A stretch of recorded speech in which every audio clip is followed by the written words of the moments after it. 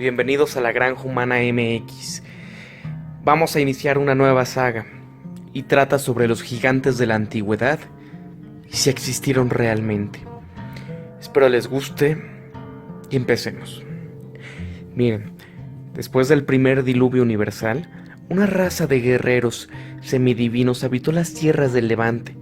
Eran llamados los Rafaítas o Refaim, y se dedicaron a la defensa de las tierras occidentales y de las instalaciones espaciales Anunnaki durante los inicios del tercer milenio antes de Cristo. En este tiempo debieron su lealtad a los reyes de Mesopotamia, especialmente a Nanarsin, que era el legítimo dios de estas tierras, según el Haggadah, libro rabínico basado en la narrativa de los pasajes bíblicos.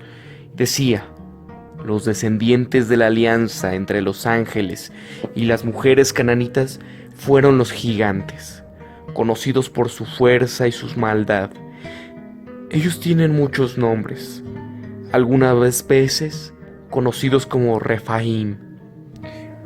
Por Levante se describe el Mediterráneo oriental en general, pero puede utilizarse como un término geográfico que denota una gran área de Asia Occidental formada por las tierras que bordean las costas orientales del Mediterráneo, más o menos limitada al norte por las montañas Tauro, al sur por el desierto de Arabia y al oeste por el mar Mediterráneo, mientras que al este se extiende hacia los montes Argos.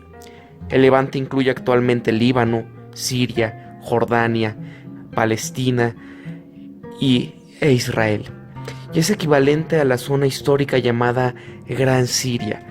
También a veces se incluyen Chipre, Sinaí e Irak. En la mitología mesopotámica, Sin, Suen o Nanar es el dios masculino de la luna. Sin era su nombre en acadio y los sumerios lo conocían como Nanar. Es representado como un anciano con cuernos y barba, aunque principalmente con el símbolo de una creciente lunar. Su padre era Enlil y su número mágico era el 30.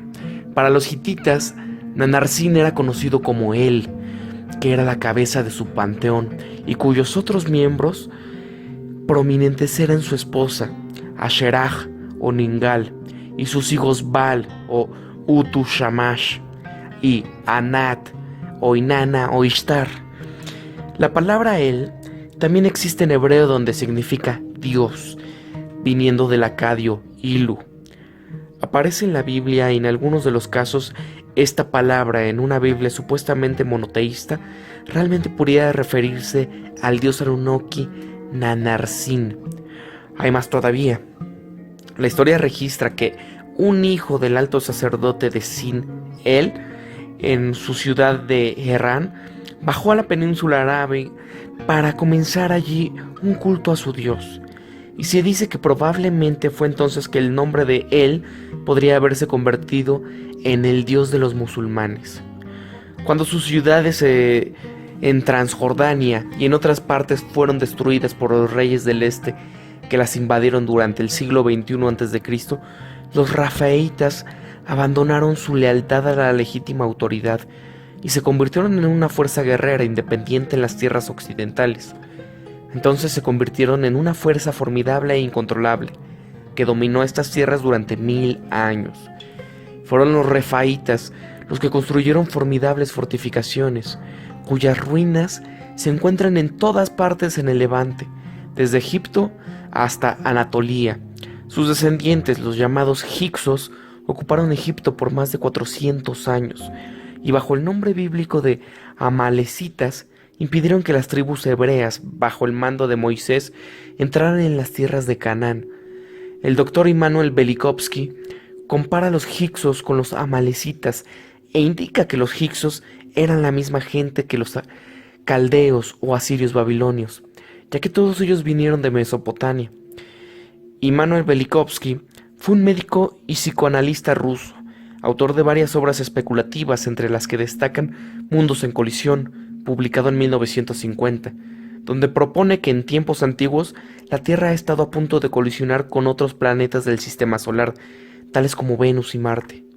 Velikovsky escribió otras obras controvertidas, tales como Siglos caóticos, donde revisa y propone una nueva cronología referente a culturas ancestrales como Egipto, Grecia e Israel, entre otras, y propone una reconciliación del Antiguo Testamento con hechos de otras culturas escritas en documentos antiguos. Bajo diversos nombres, tales como enasitas, filisteos, controlaron las tierras de las tribus hebreas durante un periodo conocido como los jueces. Como fuerza política y militar, los esfuerzos combinados de estos reyes judíos, Saúl y David, finalmente los destruyeron. La historia de los refaítas está relacionada con el destino de los hebreos, desde los días de Abraham hasta los de Salomón. Velikovsky también sincroniza el principio de la 18ª dinastía egipcia con el periodo de Saúl y David, en que la reina Hatshepsut se convirtió en la reina de Sheba, las tierras de Put, en las tierras de Israel. Asimismo, el gigante Goliat era un filisteo y aparentemente un refaíta. Goliat fue un soldado gigante de la ciudad de Gat y formaba parte del ejército filisteo. David le dio muerte, tal como se mencionó en el Antiguo Testamento, en el primer libro de Samuel. Goliat era extraordinariamente alto y corpulento, pues medía 6 codos y un palmo, que es el equivalente a unos 2,9 metros. Su cota de malla de cobre pesaba unos 57 kilogramos y la hoja de hierro de su lanza 6,8 kilogramos. Era uno de los Refaim y puede que haya sido un soldado mercenario del ejército filisteo. No mucho tiempo después que Samuel ungió a David y una vez que el Espíritu de Dios había dejado al rey Saúl, los filisteos se reunieron para guerrear contra Israel y Socoh y acompañaron a Efes Damín. Cuando las líneas de batalla de los filisteos y el ejército de Saúl se encontraron de frente a cada lado del valle, el gigantesco guerrero Goliat salió del campamento filisteo y en voz alta desafió a Israel para presentar a un hombre que luchase con él en un combate cuerpo a cuerpo, cuyo resultado determinaría qué ejército llegaría a ser siervo del otro. Durante 40 días Goliat desafió al aterrorizado ejército de Israel cada mañana y cada atardecer. No obstante, ningún soldado israelita tuvo suficiente valor como para aceptar semejante reto. Al desafiar a los ejércitos de Jehová, Goliat abre un nuevo capítulo en la historia de Israel. Un pastor llamado David, de la tribu de Judá, en quien estaba el Espíritu de Dios, y le hizo frente. Goliat, precedido por su escudero, avanzó, invocando por sus dioses el mal contra David. A esto David respondió: Tú vienes a mí con una espada y con una lanza y con una jabalina, pero yo voy a ti con el nombre de Dios de los ejércitos, el Dios de las líneas de batalla de Israel, a quien tú has desafiado con escarnio. Cuando David le lanzó una piedra con su honda, ésta se le hundió en la frente y Goliat cayó a tierra. Acto seguido, David se plantó sobre Goliat y con la espada del gigante le cortó la cabeza. A esto siguió una notable derrota y una gran matanza de filisteos. Entonces David tomó la cabeza del filisteo y la trajo a Jerusalén y puso las armas de él en su tienda. Aunque es verdad que David no tomó la fortaleza de Sión sino hasta un tiempo posterior, la ciudad de Jerusalén había sido habitada desde hace tiempo por israelitas y jebuseos. Parece ser que más adelante de David deja la espada de Goliat en el santuario, como lo indica el que se la diera al sacerdote Amibalec cuando huía de Saúl. En 1929, los arqueólogos que excavaban en Ras Shamra, en la costa de Siria y algunas millas al norte de la ciudad de Latakia, encontraron una biblioteca de tablillas de arcilla de un periodo entre los siglos XV y XII a.C. Este lugar resultó ser la ubicación de una antigua ciudad de Ugarit, un importante centro comercial situado en la ruta de Mesopotamia y el norte del Mediterráneo. Los gigantes, que vivían en el Medio Oriente entre el 4300 y el 1600 a.C., habrían sido los sobrevivientes de la anterior llegada del planeta Nibiru. Cuando la órbita del planeta se hallaba más cerca del Sol, varias de estas tablillas se refieren a un gigante enigmático, llamados los Rpum. Estas tablillas se han llamado los textos de los Rafaítas debido a la analogía con el término hebreo RPM o Refaítas. Las tablillas se refieren a un gran banquete en un lugar no especificado para honrar a un gran dios principal llamado El. Se describe como los refaítas preparan sus caballos y carruajes. Después de viajar por 2 días, llega el día siguiente al lugar del banquete. El es una palabra semítica del noreste, que tradicionalmente se traduce como Dios, refiriéndose a la máxima deidad. En todo el levante mediterráneo era denominado El o Il, siendo el Dios supremo, padre de la raza humana y de todas las criaturas. Este Dios todopoderoso sería igualmente el equivalente del concepto de dioses, en hebreo Elohim, y sería el equivalente del dios sumerio Anu, en el uso semítico. Él era el nombre especial o título de un dios particular, que era distinguido de otros dioses como el Dios, lo que en sentido monoteísta sería Dios. Una gran cantidad de animales fueron sacrificados para el banquete y se consumieron grandes cantidades de vino. Y este gran banquete duró 7 días. En estas tablillas los héroes son llamados los Refaítas de Baal, pero también son considerados como deidades, ya que de vez en cuando son llamados Ilnim o dioses.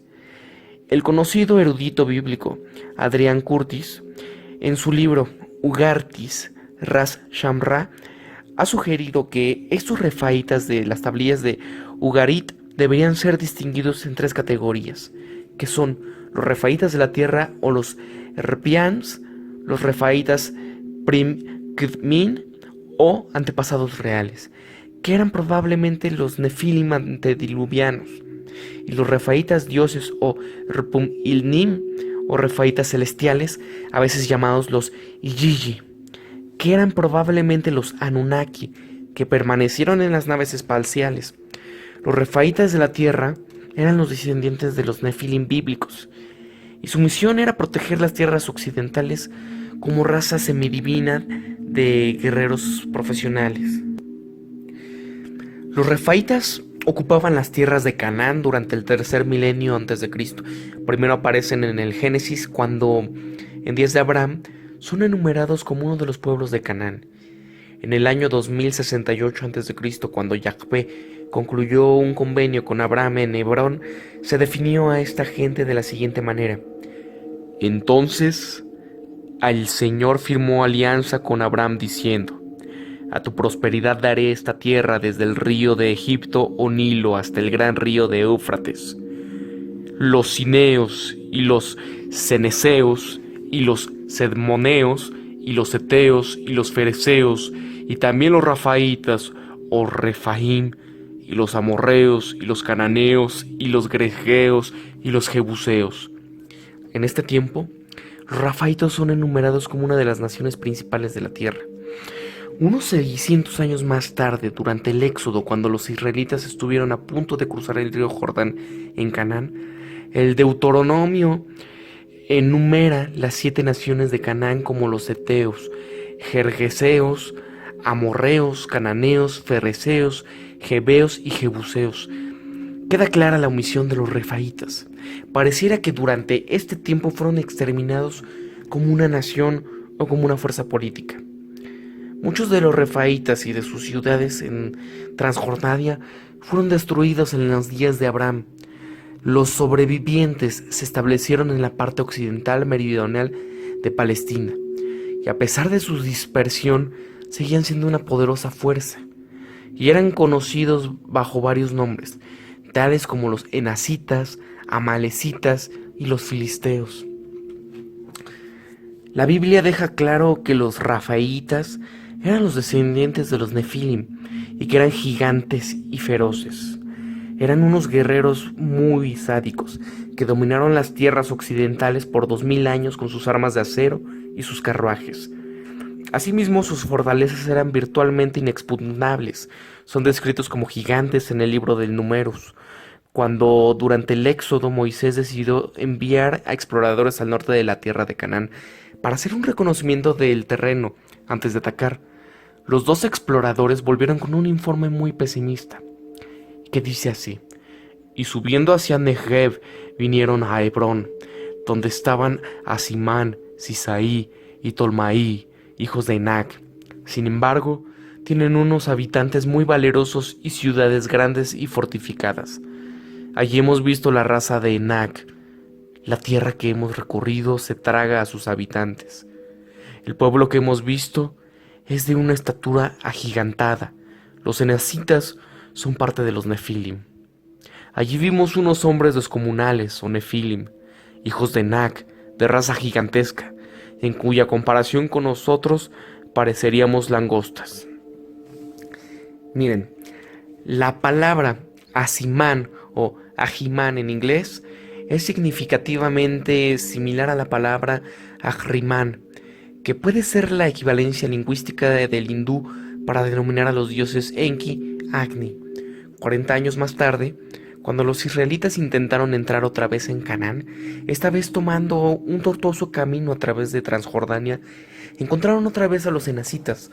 Según historiadores de las universidades israelitas, el término 40 era coloquial cuando fueron escritas las escrituras.